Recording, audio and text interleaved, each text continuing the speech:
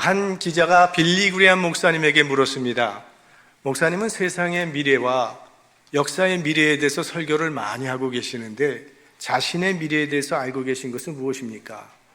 그때 빌리 그레이엄은 이렇게 대답을 했습니다. 나는 솔직히 내 미래가 어떻게 될지 모릅니다. 그러나 분명한 것은 누가 나의 미래를 붙들고 있는가는 알고 있습니다.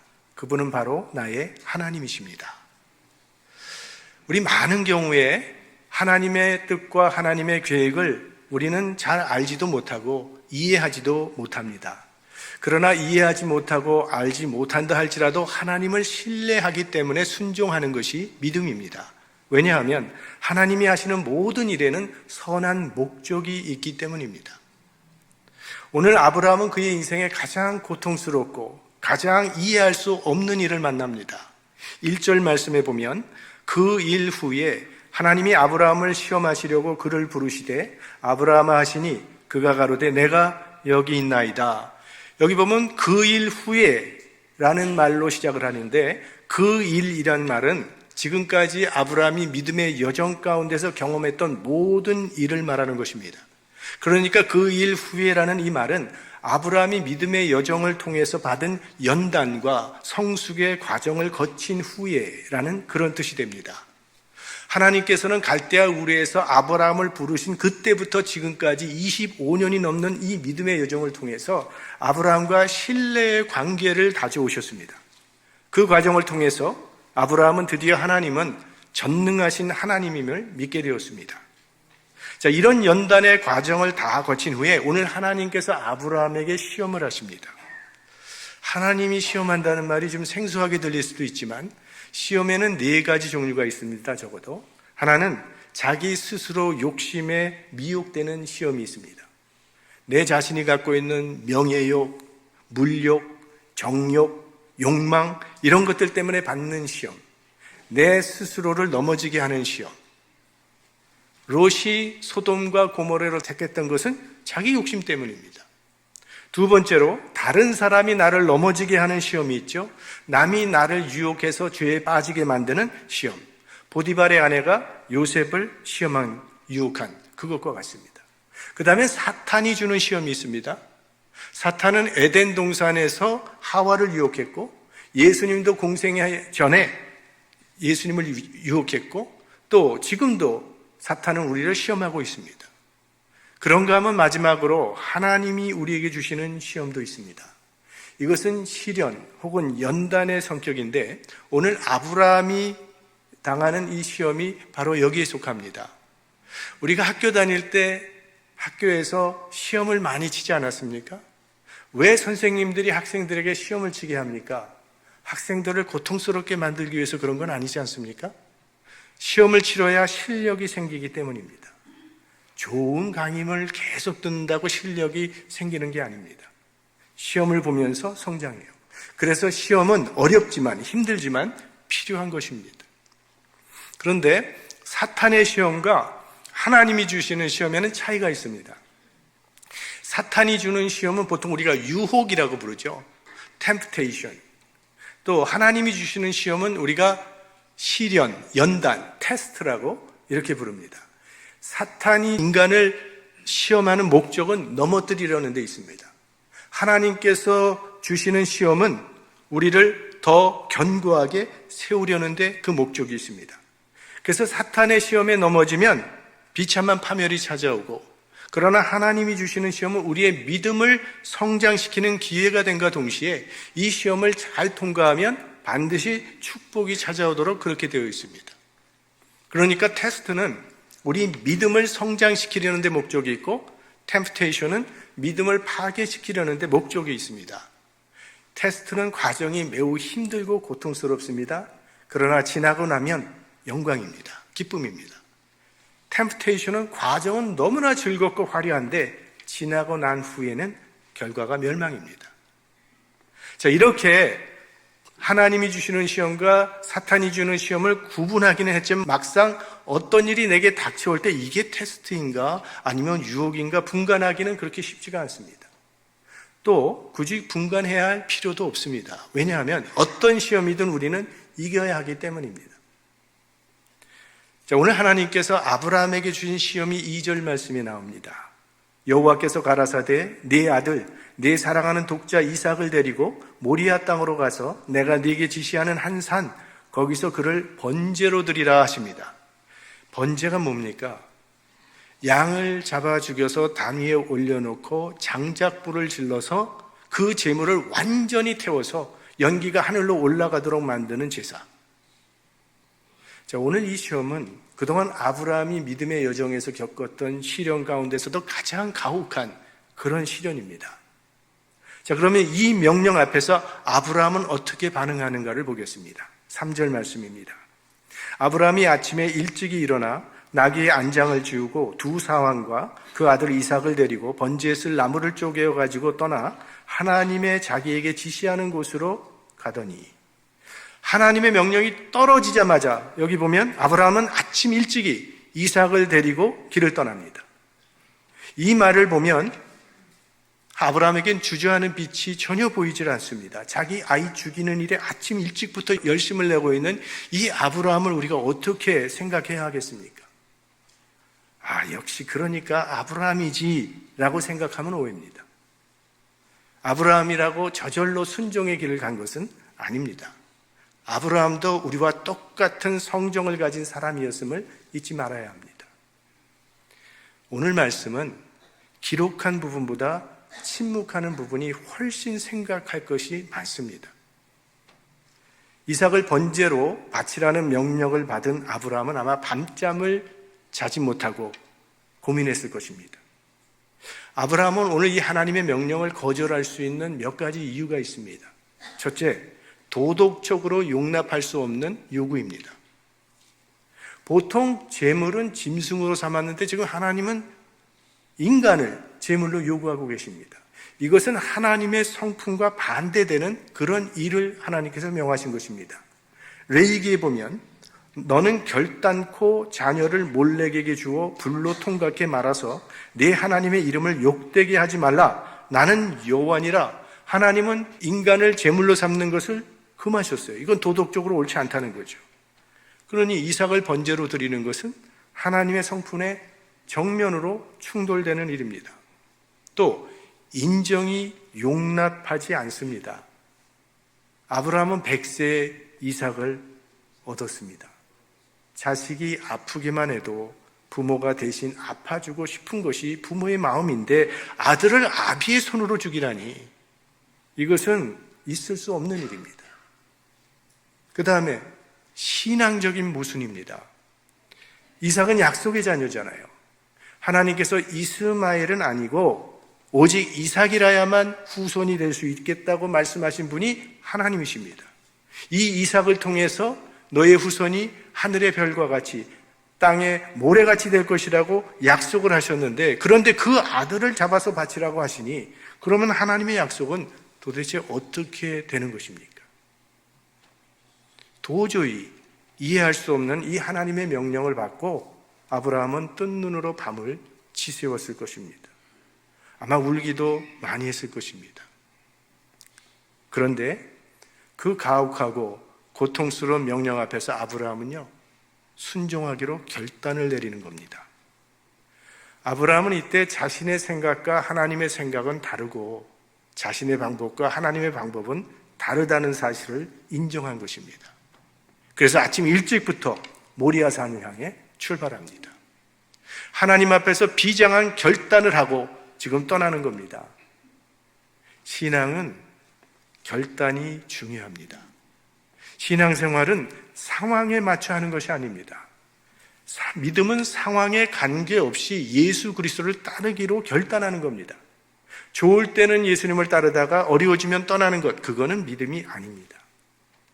결혼도 그와 같지 않습니까? 결혼은 상대를 사랑하기로 결정하는 겁니다. 상황이 좋을 때만 사랑하는 것이 아니죠. 그래서 결혼 서약할 때 기쁠 때나 슬플 때나 건강할 때나 약할 때나 부유할 때나 가난할 때나 삶의 어떠한 경우를 만날지라도 나는 이 사람을 사랑하기로 서약합니다. 사랑은 결단입니다. 하나님은 우리를 사랑하시기로 결정하셨습니다. 우리가 사랑받을 자격이 있을 때만 사랑하는 것이 아니라 하나님의 사랑은 우리가 하나님을 멀리 떠나 있을지라도 하나님의 사랑은 멈추지를 않습니다.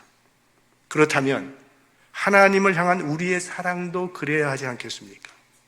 기쁠 때나 슬플 때나 건강할 때나 아플 때나 사업이 잘 될 때나 어려울 때나 변하지 말아야 그게 진실한 사랑입니다. 근데 하나님께서 이삭을 번제로 드리라고만 했지 언제 드리라고 말씀하시지는 않았어요. 그런데 아브라함은 왜 이렇게 서두르는 것일까요? 마음이 흔들리기 전에 순종하기를 원했기 때문일 것입니다. 우리가 자꾸 지체하다 보면 핑계거리가 생기지 않습니까?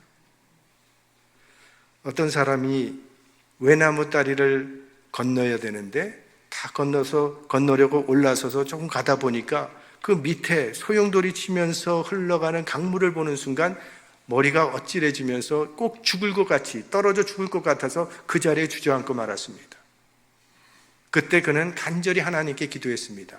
하나님, 저 여기서 죽지 않고 무사히 건너게만 해주신다면 제 재산 다 하나님을 위해서 쓰겠습니다. 그런데 기도를 했더니 정말 어디서부터 용기가 생겼는지 다시 일어나서 걸어가기 시작했어요. 한 중간 지점쯤 가다 보니까 아까 기도했던 게 마음에 걸리는 거예요. 하나님, 절반은 드리겠습니다. 그리고는 또 걸어가다가 가까우니까 하나님 3분의 1만 드리면 안 될까요?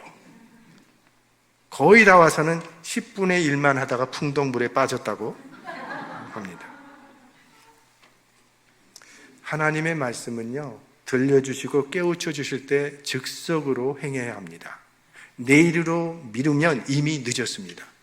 마치 길가에 떨어진 씨를 새가 쪼아가듯이 내일로 하나님의 말씀을 미루면 사탄이 그 말씀을 훔쳐가 버립니다. 그러니까 하나님의 말씀이 귓가에 들려질 때마다 옥토 같은 마음으로 받고 순종하여서 30배, 60배, 100배의 열매를 맺는 성도님들이 되시기를 바랍니다.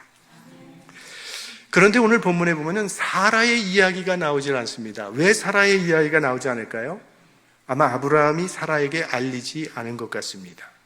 만약 아브라함이 이삭을 번제로 바칠 것이라고 사라에게 얘기했다면 어떻게 됐겠어요? 이 영감이 노망이 났나? 갈라면 나 죽이고 가. 이렇게 나올지도 모르죠. 하나님의 말씀을 준행하는데 가장 큰 장애는요, 반대자가 아닙니다. 가장 사랑하는 사람부터 오는 장애를 극복하기가 제일 어렵습니다. 때로는 우리 부모님, 배우자, 자녀같이 우리 인생의 가장 중요한 사람들이 순종의 결정적인 장애물이 될 수 있습니다. 제가 대학부에서 신앙생활할 때 꽤 많은 사람들이 목사와 선교사로 헌신을 했습니다. 그런데 그들의 가장 큰 기도 제목이 뭐였는지 아십니까? 부모님의 마음을 움직여달라는 기도였어요. 부모님들이 교회 장로님, 권사님이었는데 다 반대를 하는 거예요, 대부분. 예수님께서 십자가의 죽음을 예고하셨을 때 가장 강력하게 맞고 나섰던 사람은 예수님이 가장 신뢰했던 제자 베드로였습니다. 그러자 예수님께서 베드로를 향해서 사탄아 내 뒤로 물러가라. 이건 너무 심한 책망을 하신 것 같이 들려지는데 왜 그렇게 심한 책망을 하셨겠어요? 예수님께서도 베드로의 말에는 흔들릴 뻔했기 때문이 아니겠습니까? 그래서 베드로에게 너는 나를 넘어지게 하는 자라고 말씀하셨죠. 그래서 사라에게는 알리지 않았습니다. 4절 말씀, 제3일에 아브라함이 눈을 들어 그곳을 멀리 바라본지라.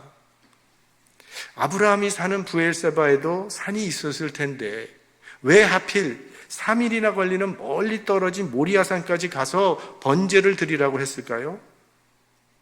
하나님은 어디서나 예배를 드리면 다 받으시는 그런 분인데 말이죠. 아브라함의 결심이 이게 감정적이거나 일시적인 결정이 아니라는 것을 시험하기 위함입니다. 만약 그런 결정이었다면 3일 정도 지나면 다시 마음 돌리기에 충분한 시간이 되는 거죠. 그러니까 주님은 기계적인 순종을 원하시는 것이 아닙니다. 우리의 마음과 우리의 뜻이 담겨진 헌신과 순종을 원하신다는 거죠.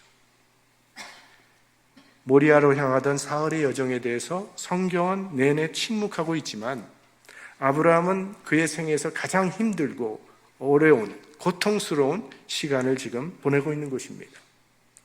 사랑하는 아들과의 마지막 사흘의 여행, 이 사흘길을 아브라함은 아무 말도 하지 못하고 걸어갔을 것입니다.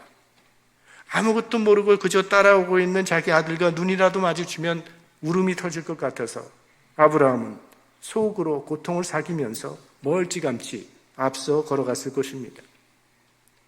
아브라함에게 이 3일은 죽음을 경험하는 시간이었습니다. 이 3일의 길에서 아브라함은 완전히 죽는 겁니다. 우리가 기억해야 할 것은 죽음을 통과하지 않은 부활은 없으며 고난을 통과하지 않은 영광은 없다는 사실입니다. 그래서 오늘 아브라함은 이 3일의 죽음을 철두철미하게 경험하고 있는 것입니다. 5절 말씀을 보겠습니다. 이에 아브라함이 사환에게 이르되 너희는 나귀와 함께 여기서 기다리라. 내가 아이와 함께 저기 가서 경배하고 너희에게로 돌아오리라 하고, 드디어 산에 접근했을 때에 아브라함은 두 종은 남겨두고 이삭과 단둘이만 그 산을 올라갑니다. 왜? 만약 종들을 데려갔다가 종들이 아브라함이 이삭을 죽이려는 광경을 본다면 절대 가만히 있지 않을 것을 알았기 때문에 종들을 떼어놓는 겁니다. 아브라함이 종에게 우리가 가서 경배하고 돌아오겠다고 말을 하는데 이 말은 둘러대기 위한 거짓말이 아닙니다. 이것은 하나님께서 틀림없이 같이 돌아오게 할 것을 믿는 아브라함의 확신입니다. 아브라함은 이삭을 통해서 약속을 이루시겠다는 하나님의 말씀을 철석같이 믿었기 때문에 이삭과 함께 돌아올 것을 확신했던 겁니다. 아브라함이 분명히 알고 있는 사실은 이삭은 절대로 죽을 수 없다는 것과 이삭이 죽으면 다시 살려서라도 하나님께서 언약을 이루실 것이라고 하는 믿음입니다. 그가 이런 믿음의 사람이 될 수 있었던 것은 자기 아내의 경수가 끊어져 버린 불가능한 상황 가운데서도 하나님께서 그에게 아들을 주신 것을 경험했기 때문이에요. 그때 아브라함은 하나님의 약속은 어떤 상황 가운데서도 반드시 이루어진다는 사실을 확실하게 경험했습니다. 그래서 이삭은 죽더라도 다시 살 것이라고 하는 믿음이 생겼던 것이죠. 전능하신 하나님의 약속을 신뢰한 겁니다. 로마서가 그 사실을 뒷받침해주고 있습니다. 로마서에 보면 사도 바울이 아브라함의 믿음을 이렇게 표현을 합니다. 로마서 4장 17절. 이건 아브라함, 그의 믿음 바 하나님은 죽은 자를 살리시며 없는 것을 있는 것 같이 부르시는 이시니라. 이건 놀랍지 않습니까? 구약 시대를 살아가고 있는 믿음의 사람들도 부활에 대한 믿음이 있었다는 것을 증거하고 있습니다. 자, 이제 아브라함은 이삭과 함께 모리아 산을 향해 올라갑니다. 이상할 정도로 침묵하고 있는 아버지에게 아들이 묻지요. 아버지, 불과 나무는 있는데 왜 번제할 양은 보이질 않죠? 아마 이 아들의 질문이 아브라함의 가슴을 깊이 찔렀을 것입니다. 아브라함이 대답합니다. 아브라함이 가로되 아들아, 번제할 어린 양은 하나님이 자기를 위하여 친히 준비하시리라. 이 대답 역시 아브라함의 믿음의 선포입니다. 그리고 이 말은 예언이 되어서 그대로 이루어지게 됩니다. 하나님이 그에게 지시하신 곳에 이른지라. 이에 아브라함이 그곳에 단을 쌓고 나무를 벌려놓고 그 아들 이삭을 결박하여 담나무 위에 놓고, 성서학자들은 이때 이삭의 나이가 17살 정도로 추측하고 있습니다. 오늘 본문에 보면 아브라함이 번제할 장작들을 이삭에게 지었다고 했어요. 그러니까 그 정도의 나이가 됐습니다. 자, 이삭이 17살이라면 아브라함은 몇 살이었을까요? 117살. 그렇다면 117살을 먹은 노인이 어떻게 17살 난 아들을 결박할 수 있었겠습니까? 아들이 저항한다면 절대 결박 못합니다. 그 노인이 그 젊은 아이를.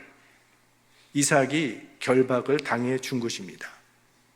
아마 아브라함이 이때쯤은 이삭에게 분명히 말을 했을 것입니다. 사랑하는 아들아, 하나님께서 사실은 너를 번제로 바치라고 말씀하셨단다. 그러나 아버지는 분명히 믿는다. 하나님이 절대로 너를 죽도록 내버려 두시지 않을 거야. 만약에 내가 너를 칼로 찔러 죽일지라도 하나님께서는 반드시 너를 다시 살리실 거야. 너 아빠를 믿지? 자, 이 말을 듣고 이삭이 결박을 당해 주었다고 하는 것은 아브라함의 믿음이 그 아들 이삭에게 전수되었다는 것을 보여주는 것이죠. 이삭이 눈에 보이지 않는 하나님을 어떻게 믿겠습니까? 아버지의 삶을 통해서 하나님을 신뢰하는 믿음이 생긴 것입니다. 우리들도 자식들과 이런 관계가 이루어질 수 있게 되기를 바랍니다. 우리를 통해서 우리의 자녀들이 하나님을 만나게 되고 하나님을 믿게 될 때 우리도 아브라함처럼 믿음의 조상이 되는 것이죠. 자, 10절 말씀입니다. 손을 내밀어 칼을 잡고 그 아들을 잡으려 하더니, 이제 이삭을 향해서 칼을 두는 순간에도 아브라함은 죽은 자를 살리시는 하나님을 신뢰하면서 주저하지 않았다는 겁니다. 그러자 하나님 편에서 더 다급해졌습니다. 신속히 개입하셔서 아브라함아 아브라함아 두 번이나 부르시면서 아브라함이 거침없는 순종하는 것을 멈추게 하십니다. 그리고 말씀하시기를 12절, 사자가 가라사대 그 아이에게 내 손을 대지 말라. 아무 일도 그에게 하지 말라. 네가 내 아들 내 독자라도 내게 아끼지 아니하였으니 내가 이제야 네가 하나님을 경외하는 줄을 아노라. 시험에 합격했다는 말입니다. 아브라함의 믿음을 확인하신 후에 아브라함의 눈을 밝혀주십니다. 13절, 아브라함이 눈을 들어 살펴본 즉 한 수양이 뒤에 있는데 뿔이 수풀에 걸렸는지라 아브라함이 가서 그 수양을 가져다가 아들을 대신하여 번제로 드렸더라. 그러니까 번제는 수양으로 대신했습니다. 그러니까 하나님께서 진정으로 원하셨던 것은 이삭의 몸이 아니라 아브라함의 믿음과 순종의 헌신이었습니다. 하나님이 우리에게 원하시는 것은 우리의 재능이나 우리의 물질이 아닙니다. 우리의 재능이나 물질이 없으면 하나님이 할 일을 못 하시겠습니까? 하나님은 돌로도 아브라함의 자손을 만드실 수 있는 전능하신 하나님이신데, 하나님이 원하시는 것은 우리의 믿음과 순종의 헌신입니다. 우리의 믿음도 이 아브라함처럼 불로 연단하면 그저 없어져 버릴 금보다도 더 귀하게 되기를 원하신다는 것이죠. 그래서 하나님께서는 때로 우리에게 어려운 시험을 주시는 것입니다. 사업상의 시험을 주시기도 하고, 건강의 시험을 주시기도 하고, 가정 문제로, 또 교회 문제로 시험이 오기도 하고, 인간관계의 시험이 오기도 합니다. 그럴 때 우리들도 오늘 이 아브라함처럼 이 시험을 믿음으로 받아들이고 믿음으로 대처해 나가면 그 시험은 우리의 신앙을 온전케 세우는 축복의 선물이 된다는 것입니다. 그러므로 고난과 시험이 찾아올 때 이것은 나를 더 성숙한 신앙인으로 연단하는 도구라고 믿으시고 믿음으로 잘 감당해 나가시기를 바랍니다. 히브리서 기자를 보면 오늘 사건을 이렇게 설명해 주고 있습니다. 히브리서 11장 17절, 아브라함은 시험을 받을 때에 믿음으로 이삭을 드렸으니 저는 약속을 받은 자로 돼 그 독생자를 드렸느니라. 아브라함이 이삭을 드렸다고 말을 해요. 그렇죠. 아브라함은 이미 마음에서 이삭을 번제로 바쳤습니다. 그랬더니 19절, 저가 하나님이 능히 죽은 자 가운데서 다시 살리실 줄로 생각한지라 비유컨대 죽은 자 가운데서 도로 받은 것이니라. 그렇죠.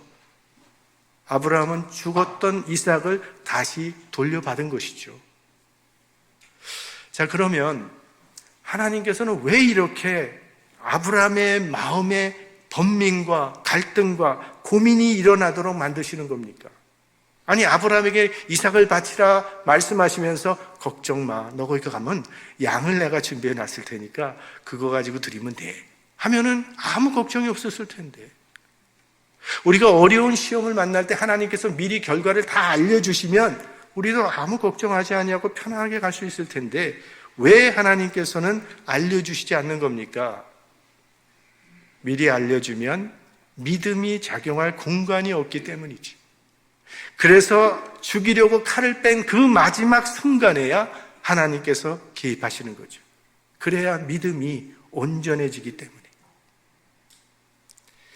오늘 이 사건을 통해서 아브라함은 한 가지 분명한 신앙 고백이 생깁니다. 다 같이 한번 14절 말씀을 합독해 보겠습니다. 아브라함이 그 땅 이름을 여호와 이레라 하였으므로 오늘까지 사람들이 이르기를 여호와의 산에서 준비되리라 하더라. 여호와 이레라고 하는 말의 뜻은 여호와께서 준비하심이라는 그런 뜻입니다. 오늘 보면 수양의 뿔이 숯불에 걸린 것을 세상 사람들은 우연이라고 말할 것입니다. 그러나 아브라함의 눈에 이것은 절대로 우연이 아니더라는 거예요. 하나님께서 나를 위하여 이때를 위해서 준비해 놓으신 수양이라고 하는 확신이 생겼습니다. 사실 하나님의 관점에서는 하나님께서 아브라함을 시험하시는 그 순간부터 이미 양은 준비하고 계셨습니다. 아브라함이 모리아산을 향하여 출발하기 전부터 이미 양을 준비하시고 기다리고 계셨다는 것이죠. 그래서 오늘 보면 맨 마지막 부분에 보면 갑자기 족보 이야기가 나옵니다. 여기 보면 아브라함의 동생 나홀이 난 자녀들의 이름이 갑자기 소개되는데 그 중에 우리가 기억해야 될 이름은 리브가라고 하는 이름입니다. 이 이름 때문에 여기에 나오는 것입니다. 리브가가 누구입니까? 장차 이삭의 신부가 될 여인입니다. 지금 모리아산에서 이삭이 제물로 바쳐지고 있는 이때에 하나님은 벌써 저 멀리에 이삭의 아내가 될 리브가를 준비하고 계셨다는 것입니다. 여호와 이레의 하나님이었다는 거죠. 우리 삶은 우연의 연속이 아니라는 것입니다. 전지전능하신 하나님의 섭리 안에 있습니다. 하나님 백성의 삶은 우연이 없습니다. 우리는 다 하나님이 준비해 놓으신 길을 가는 것입니다. 나를 위해 예배해 두신 길을 여호와 이레의 믿음으로 가는 것이죠. 출애굽한 이스라엘 백성들을 애굽의 군대가 쫓아오는 바람에 앞에는 홍해가 가로막혀 있고 뒤에는 군대가 쫓아오니 전진할 수도 없고 후퇴하지도 못하는 사면초가의 현실에 처하게 됐습니다. 그러면 하나님께서 구원해내신 이스라엘 백성의 여정은 여기서 끝나고 마는 것인가? 아니죠. 모세가 지팡이를 드니 홍해 가운데로 하나님께서 준비해 놓으신 여호와 이레의 길이 나타나서 그 길로 건너가게 되었다는 것입니다. 하나님의 백성은 하나님께서 예비해 두신 길이 있습니다. 그러므로 여호와 이레의 하나님을 믿으시고 아무리 어려운 일을 만난다 할지라도 두려워하거나 낙심하지 마시기 바랍니다. 그런데 이 여호와 이레의 신앙은 자기가 할 일에 최선을 다하는 사람이 할 수 있는 고백이지 아무 일도 안 하면서 여호와 이레 타령을 해서는 안 된다는 겁니다. 아브라함은 자기가 할 수 있는 일을 다 했습니다. 불과 칼을 들고 하나님께로 가라고 하는 그 지점까지 갔습니다. 가라는 데까지 다 갔어요. 모리아 정상에 장작을 쌓아놓고 이삭을 그 단 위에 올려놓고 칼 잡은 손을 높이 들었습니다. 하라는 데까지 다 했습니다. 그랬더니 하나님께서 준비하신 그 제물을 보여주시더라는 것입니다. 우리는 우리가 할 수 있는 데까지 열심히만 하면 그 이유는 여호와 이레의 하나님께서 책임져 주신다는 것이죠. 순종하는 순간 모든 책임은 우리로부터 하나님께 이양되는 것이죠. 말씀을 마치겠습니다. 오늘 이 모리아산의 이야기는 장차 갈보리산에서 자신의 아들을 내어주실 하나님 아버지에 대한 이야기이기도 합니다. 아브라함은 아들을 죽이는 고통을 사흘 동안 겪어야 했지만 하나님께서는 인간이 죄를 지은 그 순간부터 수천 년 동안 아들을 죽여야 하는 그 고통을 견디셔야 했습니다. 아브라함의 아들은 죽이지 못하게 하셨지만 우리를 구원하시기 위해서는 자신의 아들을 십자가에 못 박히도록 내어주셔야만 했습니다. 이것이 우리가 받은 값비싼 구원입니다. 하나님은 우리에게 희생만을 요구하는 잔인하신 하나님이 아니라 아들까지 내어주시는 사랑과 자비의 하나님이심을 보여주는 것입니다. 우리는 하나님의 뜻을 다 이해하지 못합니다. 하지만 하나님께서 행하시는 모든 일은 선하다는 것은 믿을 수 있습니다. 자기 아들을 아끼지 아니하신 하나님께서 우리를 위해서 뭘 아끼시겠습니까? 이 사랑의 하나님께 우리의 삶을 맡기고 주님의 말씀을 따라 살아가는 믿음의 사람들이 되시기를 주님의 이름으로 축원합니다.